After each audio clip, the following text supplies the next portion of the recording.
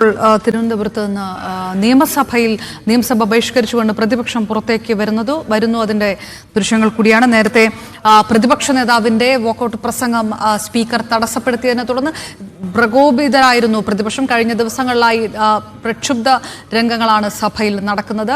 പ്രസംഗം പൂർത്തിയാക്കാൻ ഉള്ള മര്യാദ സ്പീക്കർ കാണിച്ചില്ല എന്ന് പറഞ്ഞുകൊണ്ട് പ്രതിപക്ഷ നേതാവ് വി ഡി സതീശൻ സഭയിൽ തന്നെ ക്ഷുഭിതനാകുന്ന സാഹചര്യമുണ്ടായി. പ്രതിപക്ഷ അംഗങ്ങൾ ഡയസിൽ വന്ന് പ്രതിഷേധിക്കുന്ന ഒരു സാഹചര്യത്തിലേക്ക് കടന്നു.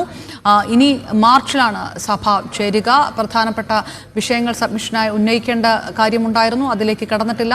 കഴിഞ്ഞ 3 ദിവസങ്ങളായി കിഫ്ബിയിലും അടിയന്തര പ്രമേയത്തിന് അനുമതി നിഷേധിച്ചിൽ പ്രതിപക്ഷം സഭ വിട്ട് ഇറങ്ങിയിരുന്നു. പ്രതിപക്ഷ നേതാക്കൾ സഭ വിട്ട് പുറത്തേക്ക് വരുന്നു. മാധ്യമങ്ങളെ കണ്ടുകൊണ്ട് കാര്യങ്ങൾ വിശദീകരിക്കും. സാധാരണ രീതിയിൽ കാണിക്കാത്ത ഒരു മര്യാദ സ്പീക്കറുടെ ഭാഗത്തുനിന്നുണ്ടായി എന്നുകൂടിയാണ് പ്രതിപക്ഷം ആരോപിക്കുന്നത്. കഴിഞ്ഞ ദിവസവും സ്പീക്കർ എൻ ഷംസീറും വി ഡി സതീശനുമായി വാക്കുതർക്കം സഭയിൽ ഉണ്ടായിരുന്നു.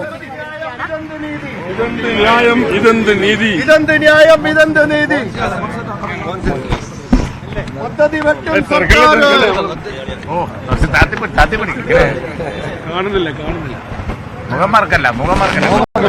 താഴ്ത്തപ്പെട്ടു നിങ്ങളൊന്ന് കൂന്നാ മതി, കുറച്ച് കൂന്നാ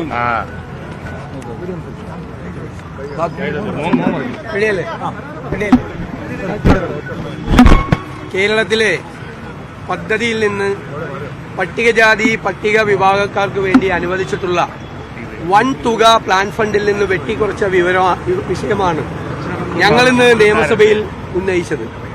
സർക്കാർ ഇറക്കിയിരിക്കുന്ന ഉത്തരവുകളുടെ അടിസ്ഥാനത്തിൽ സർക്കാർ ഗണ്യമായ കുറവാണ് പട്ടികജാതിക്കാരുടെയും പട്ടികവർഗക്കാരുടെയും ഫണ്ടിൽ നിന്ന് വെട്ടിക്കുറച്ചിരിക്കുന്നത്. ജനുവരി 22-ാം തീയതിയും 25-ാം തീയതിയും സർക്കാർ ഇറക്കിയ 2 ഉത്തരവുകളുടെ ഭാഗമായി 450 കോടിയോളം രൂപ പട്ടികജാതിക്കാരുടെയും 111 കോടി രൂപ പട്ടികവർഗക്കാരുടെയും പ്ലാൻ ഫണ്ടിൽ നിന്ന് കട്ട് ചെയ്തിരിക്കുകയാണ്. ഉള്ള പ്ലാന്റെ എക്സ്പെൻഡിച്ചർ തന്നെ, അതിന്റെ ചെലവ് തന്നെ 50% താഴെയാണ്. വെട്ടിക്കുറച്ചിട്ടും പ്ലാൻ ഫണ്ടിന്റെ എക്സ്പെൻഡിച്ചർ താഴെയാണ്. നമുക്കറിയാവുന്നത് സംസ്ഥാനത്തിന്റെ പദ്ധതി കഴിഞ്ഞ 3-4 വർഷക്കാലമായി ഒരു മാറ്റമില്ലാതെ 30,000 കോടിയിൽ തുടരുകയാണ്. ഈ പ്ലാനിന്റെ 10% പട്ടികജാതിക്കാർക്കും 2% പട്ടികവർഗക്കാർക്കും കിട്ടണം. കഴിഞ്ഞ 5 കൊല്ലമായി പ്ലാനിന്റെ എസ്റ്റിമേറ്റിൽ വർധനവില്ലാത്തതുകൊണ്ട് പട്ടികജാതിക്കാർക്കും പട്ടികവർഗക്കാർക്കും കിട്ടുന്ന തുക കഴിഞ്ഞ 4-5 വർഷമായി ഒരേ തുക കിട്ടിക്കൊണ്ടിരിക്കുകയാണ്. അപ്പോൾ വളരെ ഗണ്യമായ കുറവ് പ്ലാനിൽ തന്നെ ഉണ്ട് 5 വർഷമായി. എന്നിട്ട് അതിൽ നിന്നാണ് വലിയ തുക വെട്ടിച്ചുരുക്കുകയും വലിയ തുക ചെലവഴിക്കാതെ വെച്ചിരിക്കുകയും ചെയ്യുന്നത്. ഇതൊരു ഗുരുതരമായ പ്രശ്നമാണ്. കേരളത്തിലെ പട്ടികജാതിക്കാരുടെ പാർപ്പിട പ്രശ്നങ്ങൾ, കുട്ടികളുടെ വിദ്യാഭ്യാസ പ്രശ്നങ്ങൾ, ക്ഷേമ പരിപാടികൾ ഇതെല്ലാം തകരാറിലായിരിക്കുകയാണ്.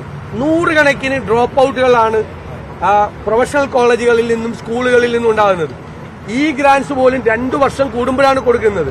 ഹോസ്റ്റൽ ഫീസ് കൊടുക്കാൻ പറ്റാതെ അപമാനിതരായി കുട്ടികൾ ഹോസ്റ്റലിൽ നിന്ന് വിട്ടുപോരുകയാണ്. വാത്സല്യനിധി ഉൾപ്പെടെയുള്ള പദ്ധതികളെല്ലാം തകരാറിലായി.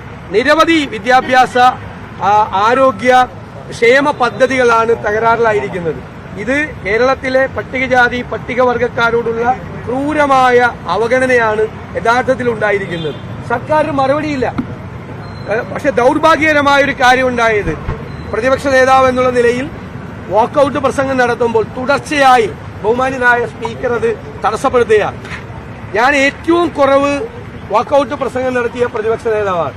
ഇവിടെ 30 മിനിറ്റും 35 മിനിറ്റും എല്ലാം വാക്കൌട്ട് പ്രസംഗം നടത്തിയ ശ്രീ VS അച്യുതാനന്ദനെ പോലുള്ള പ്രതിപക്ഷ നേതാക്കളുണ്ട്. ഞാൻ ഏറ്റവും കുറവ് പറയുന്ന ആളാണ്.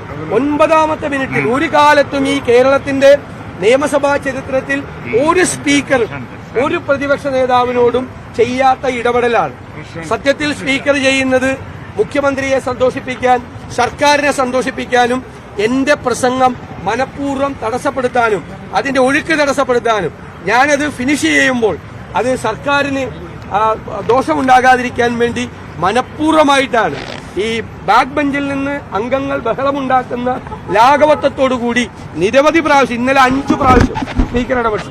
5 പ്രാവശ്യം 8 മിനിറ്റ് 9 മിനിറ്റ് ആകുമ്പോൾ ഇടപെടുകയാണ്. അപ്പൊ അതിൽ കൂടി പ്രതിഷേധിച്ചുകൊണ്ടും ഈ വിഷയം ഗൗരവത്തോടുകൂടി മുഴുവൻ ഈ വിഷയങ്ങൾ അവതരിപ്പിക്കാൻ മറ്റു പ്രതിപക്ഷ നേതാക്കൾക്ക് കൂടി അവസരം കിട്ടാത്തൊരു രീതിയിലാണ് കാര്യങ്ങൾ പോകുന്നത്.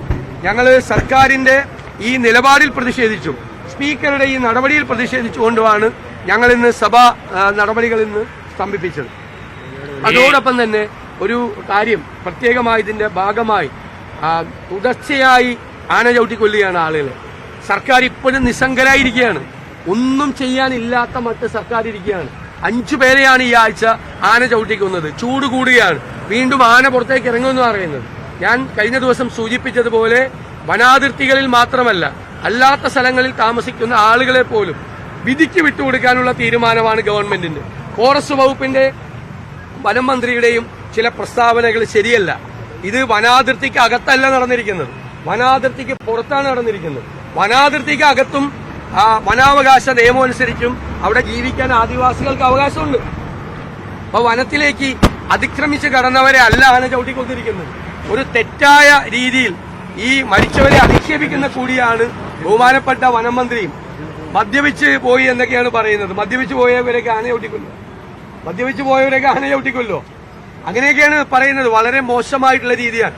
ഒന്നും സർക്കാർ ചെയ്യുന്നില്ല. അവരെ വലിയ പ്രയാസത്തിലേക്ക് തള്ളിവിടുകയും ചെയ്യാണ്. അതോടൊപ്പം തന്നെ അവിടെ പത്തനംതിട്ടയിൽ ഒരു കാപ്പ കേസിൽ ഒരു പ്രതിയെ നാടുകടത്തി. പത്തനംതിട്ടയിലെ CPM ജില്ലാ സെക്രട്ടറി മഹാത്മാഗാന്ധിയായിട്ടാണ് ആ കാപ്പ പ്രതിയെ താരതമ്യം ചെയ്തിരിക്കുന്നത്. മഹാത്മാഗാന്ധി ജയിലിൽ പോയ പോലെയാണ് ഇയാൾ ജയിലിൽ പോയെന്നാണ്. വലിയ ഗുരുതരമായ ക്രിമിനൽ കേസിലെ പ്രതിയെ മന്ത്രി മാലയിട്ട് സ്വീകരിച്ച് പാർട്ടിയിലേക്ക് കൊണ്ടുവന്ന അയാളാണ് നാടുകടത്തിയിരിക്കുന്നത്. അതുകൊണ്ട് മാർക്സിസ്റ്റ് പാർട്ടിയുടെ ജില്ലാ സെക്രട്ടറി ഈ കാപ്പ കേസിലെ പ്രതിയെ ബഹുമാനായ മഹാത്മാഗാന്ധിയുമായി താരതമ്യം ചെയ്തത് പിൻവലിക്കണം, അല്ലെങ്കിൽ അദ്ദേഹത്തിനെതിരായി ഗാന്ധിയെ അപമാനിച്ചതിന് കേസെടുക്കണം എന്ന് ഞങ്ങൾ ആവശ്യപ്പെടുന്നു. ഈ വിഷയത്തിൽ ഇന്ന് ശ്രീ അനിൽകുമാർ അടിയന്തര പ്രമേയം അവതരിപ്പിക്കുകയും പ്രതിപക്ഷ നേതാവ് വിഷയം അവതരിപ്പിക്കുകയും ചെയ്തു. സഭ വിട്ടിറങ്ങി പ്രതിപക്ഷം മാധ്യമങ്ങളോട് സംസാരിക്കുകയായിരുന്നു. മുഖ്യമന്ത്രിയെ പ്രീതിപ്പെടുത്താനായി സ്പീക്കർ അനാവശ്യമായിട്ട് ഇടപെടുകയാണ്. പ്രസംഗം തടസ്സപ്പെടുത്താനുള്ള മനഃപൂർവ്വമായിട്ടുള്ള ശ്രമമാണ് നടത്തുന്നത് എന്ന് പറയുന്നു. VV വിനോദ് കൂടി ചേരുന്നു. വിനോദ്, ഏത് രീതിയിലുള്ള പ്രതിഷേധം കൂടിയായിരുന്നു പ്രതിപക്ഷ നേതാക്കന്മാരുടെ വാക്കുകളിൽ വീണ്ടും സഭ വിട്ട് ഇറങ്ങുമ്പോൾ?